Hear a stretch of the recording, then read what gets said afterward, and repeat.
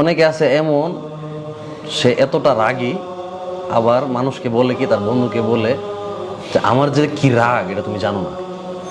আমারে যারা চিনে তারা জানে আমার কি রাগ।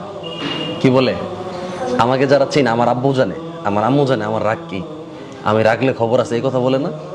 এটা হচ্ছে অহংকার। এই সমস্ত মানুষ অনেক অসুখী। তারা কি অসুখী, তাদের জীবনে সুখ শান্তি হয় না। যার ভিতরে যত বেশি অহংকার, সে তত বেশি সুখী, সে তত বেশি কষ্টে থাকে। ধরো তোমার কঠিন একটা রোগ হয়েছে, রোগ হয়ে তুমি হাসপাতালে ভর্তি হয়েছে, হওয়ার পরে ডাক্তার বলে দিছে যে তুমি আর 3 দিন বাঁচবা, 3 দিন পরে মারা যাবা। কয়দিন পরে?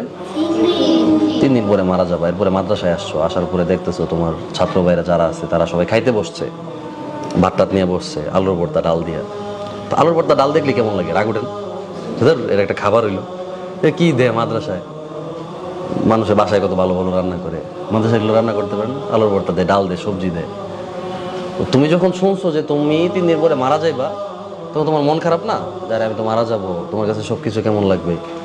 তো তখন তোমার আলুর ভর্তা ডালটা দেখলে ভালো লাগবে, যে আলুর ভর্তা ডাল কত খাইছি, আর হয়তো খাইতে পারবো না, এটাই জীবনের শেষ খাওয়া, এমন একটা অনুভূতি কাজ করবে না? তো ধরো ভাত খাইছো, যার সাথে তোমার সবসময় ঝগড়া হইতো, ডেস্কের তালা ভেঙে ফেলতো, কলম নিয়ে যাইতো, বই ছিঁড়ে ফেলতো, মানে ওই বন্ধুর সাথে যখন তোমার দেখা হবে, মানে এরা দেখলেই সবসময় রাগ উঠতো, কিন্তু তখন তোমার কেমন লাগবে? ওর জন্য মায়া লাগবে, যার এই ছেলেটা আর কোনোদিন দেখবো না, এটা হয়তো তার সাথে শেষ দেখা। তোমাকে সে অনেক কষ্ট দিছে, তুমি তার ধরে বলবা কি যে ভাই আমার মাফ করে দিও, আমি তোমার না জানি কত কষ্ট দিছি, ঠিক না? মানে এমন একটা অনুভূতি কাজ করবে। উস্তাদ তো সবসময় তোমাদের পিছনে লেগে থাকে, তাই না? খালি খিটখিট করে, ঘুমের সময় না ঘুমাইলে, পড়ার সময় না পড়লে, খাওয়ার সময় না খাইলে কেমন লাগে যে আরে হুজুরে কোনো খালি কাম নাই, খালি পিছে পিছে লেগে থাকে।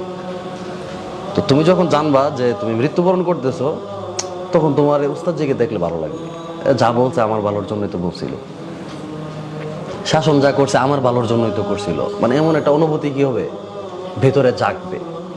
এই অনুভূতিটা যে জাগলো, 2 দিন আগে যে জিনিসগুলো খারাপ লাগতো, আজকে যে এই জিনিসগুলো ভালো লাগতেছে, তুমি যখন রাস্তায় বের হইবা, যখন পশু পাখি দেখবা, কুকুর, বিড়াল, পাখি, যাই দেখো, সবকিছু তোমার কাছে ভালো লাগবে। ধরো একটা বাজারে গেছো, শহর বাজারে, তোমার কাছে কেমন লাগবে?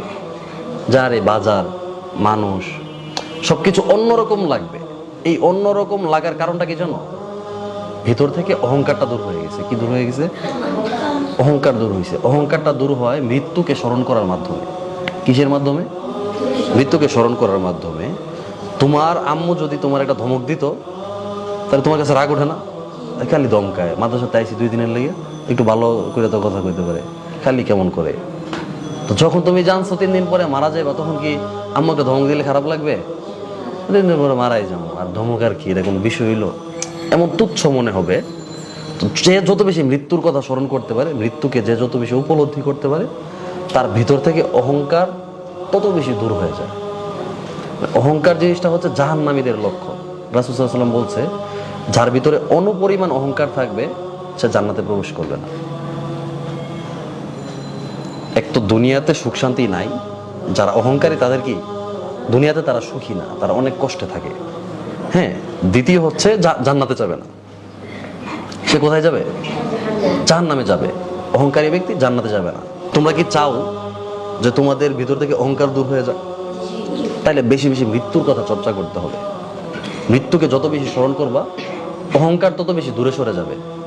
আর অহংকার ভিতর থেকে যত বেশি দূরে যাবে, নিজেকে ততটা সুখী অনুভব করবা। এই কথা বুঝছো? অহংকার দূর হয় কিসের মাধ্যমে? মৃত্যুর কথা স্মরণ করার মাধ্যমে। আর অহংকার যদি দূর হয়ে যায়, তাহলে ভিতরে কি আসবে? শান্তি আসবে, সুখ আসবে। মৃত্যুর কথা চর্চা করবা কিভাবে? যেমন বুধবারে রাত্রে যখন হুজুরে মৃত্যুর ইমাজিন করতে বলেন, যে আমাদের মৃত্যু হওয়ার পর কি হবে, মানুষ আমাদের খাটিয়া ধরে নিয়ে যাবে, জানাজা পড়াবে, কবরে রাইখা চলে আসবে, এই ধরনের কল্পনা করতে বলে না, চোখ বন্ধ করে। বড় হুজুর বলে না যে এইভাবে এইভাবে আমাদের মৃত্যুটা হবে, এইভাবে জানাজা হবে, এইভাবে আমাদের হাসরের মাঠ কায়েম হবে। তখন তোমরা বসে কথা বলো, তখন ওই কথাগুলো মনোযোগ দিয়ে শুনবা।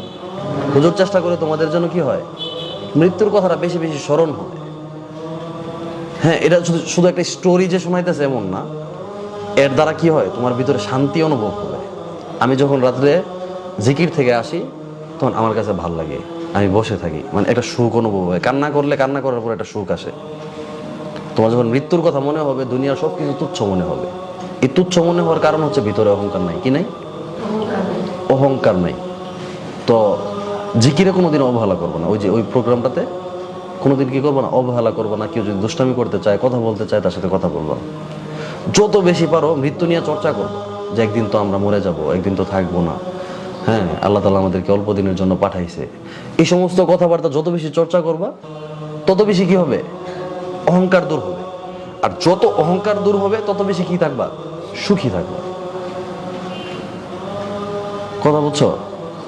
তাহলে এই ফর্মুলাটা তোমাকে মনে রাখতে হবে। জীবনে যদি সুখ চাও, তাইলে এই কাজটা করতে হবে, অহংকার দূর করতে হবে। পারবা সবাই ইনশাল্লাহ?